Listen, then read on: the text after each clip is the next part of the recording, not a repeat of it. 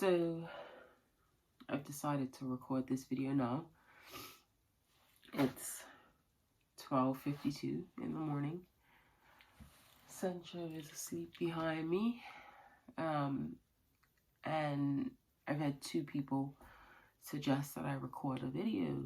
And I'm always been pressing. Once a mistake, twice a habit, and I try to incorporate that in life in general. And this will be the last video that I post in regards to Sharon on this channel, I guess you could say. And it's about my grief journey thus far, I guess you could say, was the suggestion. Because it is, what's today's date? January 10th, 2021, and I had no intention on seeing 2021, in short. So, if you haven't been following us on social media, following me on social media, Sharon passed away December 3rd, 2020. And I feel like I died with him. And a week after he passed, I wanted to take my life. And when I say that, I want people to understand, because it's people that message me, and the heartfelt and the sincere, and the like, you got this beautiful little boy to live for, and you got so much life ahead of you. And when you're thinking those thoughts, for me personally, I don't care about anything else. It's just a pain that I can't explain. And when I got to the day where I was like, okay, I'm gonna do it tonight, it's like something spoke to me. We were a bit inebriated as well, but because I was trying to work up the courage. So I had a couple friends, so I keep saying we, like it's me and him. I had to work up the courage to actually do this. So, do this act. So, we were having drinks and playing games and stuff. Just trying to, work through whatever we were all trying to work through. And I had said to someone that was here, it's some sleeping pills upstairs. And I don't know if I feel safe around them. Or something to that effect. I might even tell, what, go bin them. And they flushed them. They were prescribed sleeping pills that my Nana had left her for, just if I was ever tired from having a baby and taking care of Sharon. She's like, girl, just, I know you're not supposed to do that. So sorry if anybody listens and feels like, oh my goodness, whatever. Anyway, she disposed of them. She flushed them down the toilet, and that was that.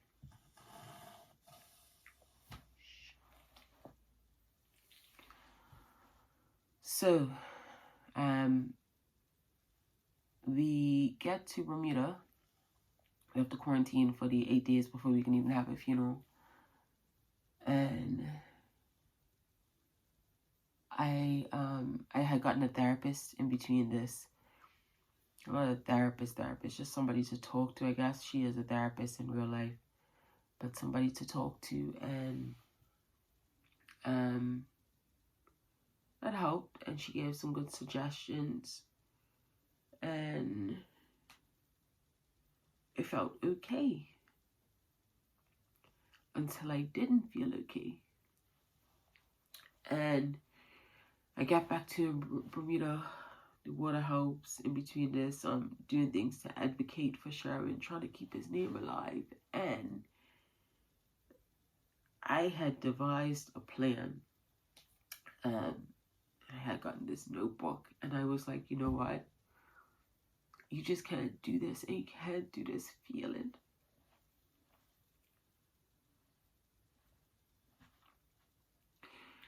And I had said that before 2021, you don't need to be here to see 2021.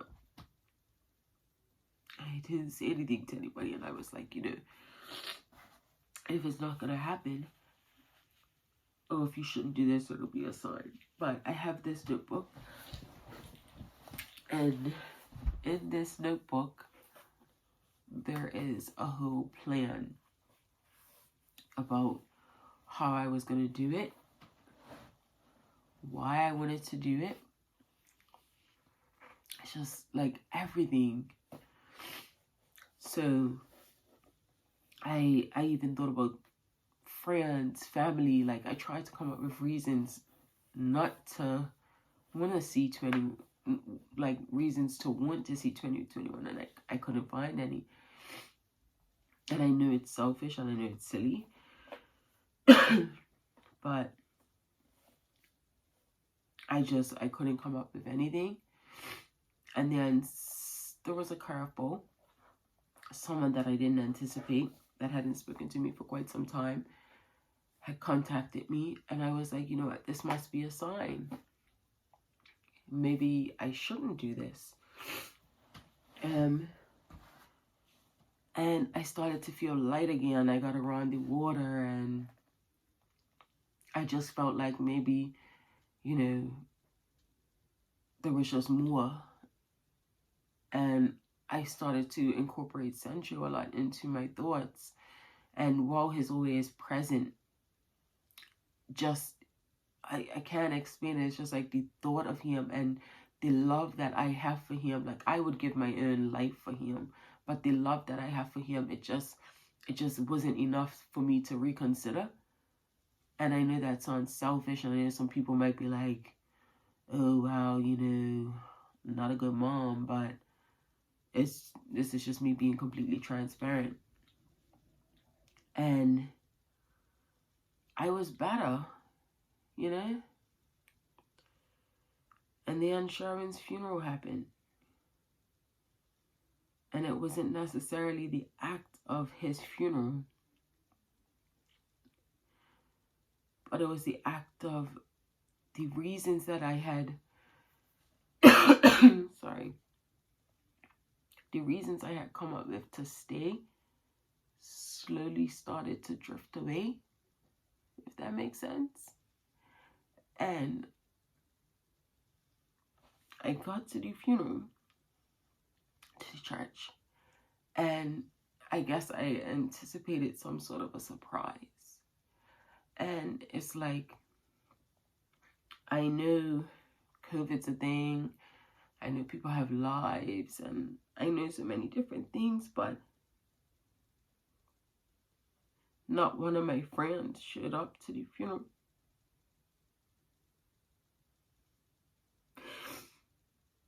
And I don't know if maybe that may...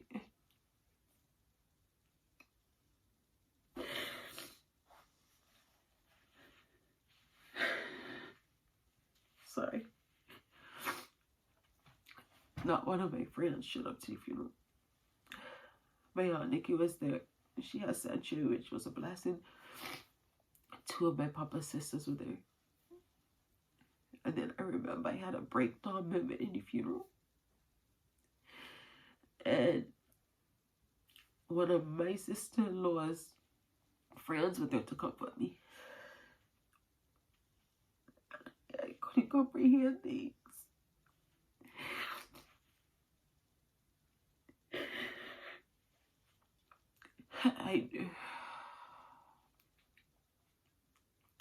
I just didn't understand, because this was legitimately the hardest day of my life. By far, the hardest thing I've ever had to do. And I didn't understand why I didn't have any friends, so no family there like that. I didn't feel like I needed to ask people to be there or to come. And I'm the type of person where if certain people, and this isn't a go at anybody, and I'm sorry for my friends that watch this and feel some type of way, but this is just me expressing myself. Even if you're watching this for what 10 minutes in. But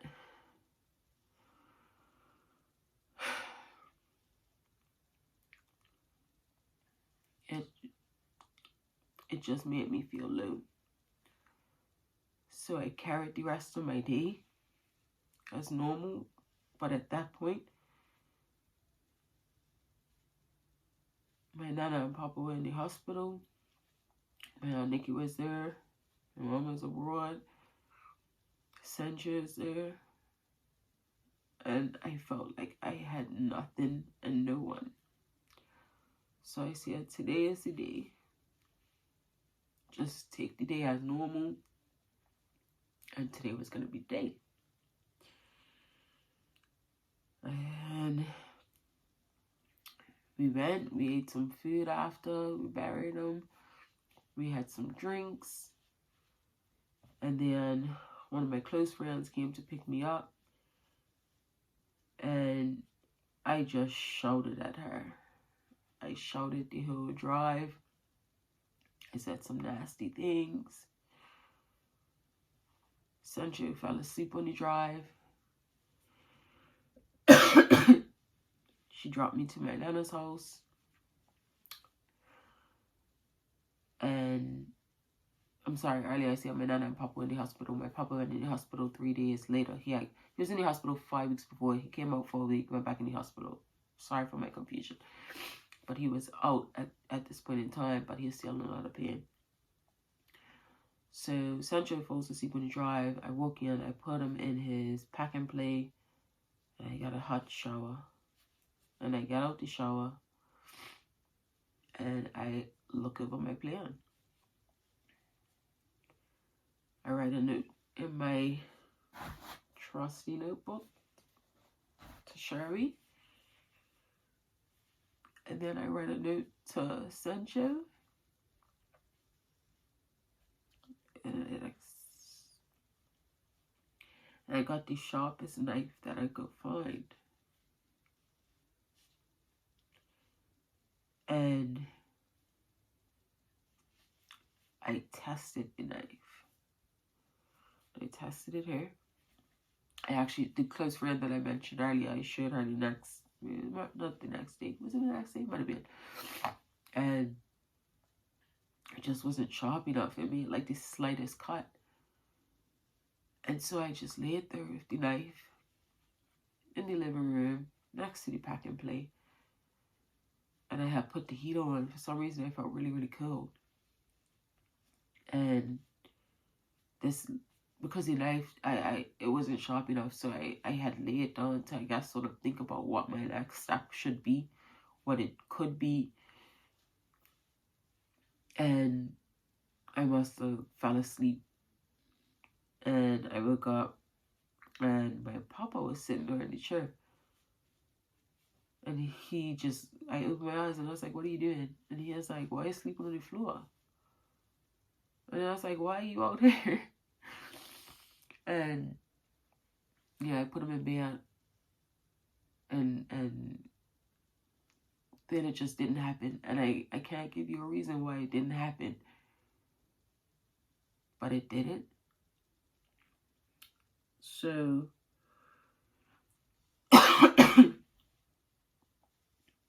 here we are. I feel this is Sharon and I's room. I don't know if you guys would know this background. And I feel so sick being in this room. I spent most of today in bed crying. And I don't know why grief has hit me so hard. But it's breaking me. And I know people keep messaging me to say that I'm strong and all of these different sorts of things, but I don't feel strong.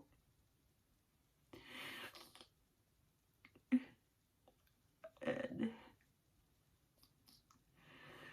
I constantly wish that God had switched places with Sherwin and I, because I think that he would have been dealing with this better than I am.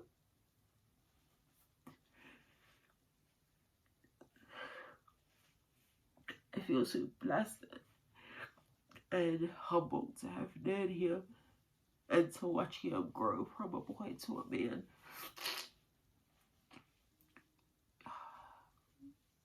I feel like I died with him. I don't have any wants. I don't have any needs, and now I'm in a place where if I didn't have Central, I wouldn't be getting out of bed. This is not a video looking for sympathy or empathy. It's just, it was a suggestion made by two people to do a final video for his journey. And I figured why not put the end of his journey is that his grief. Grief is the final act of love. We tried to start like vlogs and stuff before, which I'll probably put in the air, like a couple of videos that we recorded, happy, sad, just talking.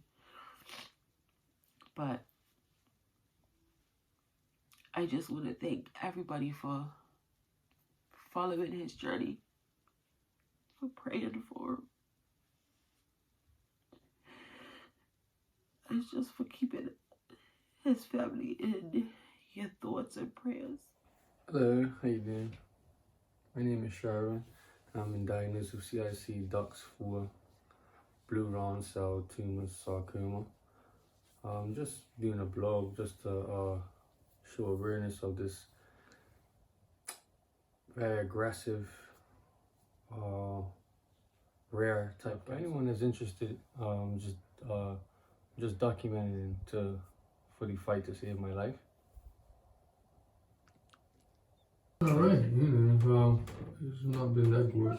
Thanks to Nurse Cherished helping me out from time to time.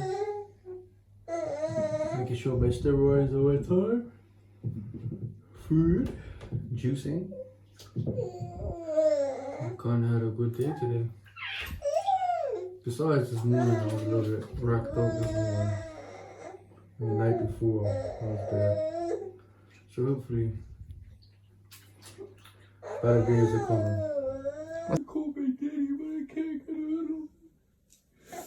I'm sorry, Jess. I just want to keep strong for you guys. I'm sorry. Let me see your bald head for a second. On the sun, on the light. We gotta fix it. Let me see you walk. See you walk today.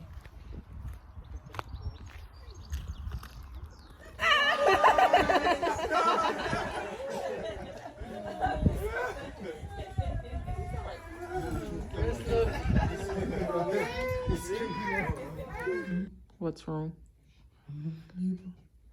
Close maps.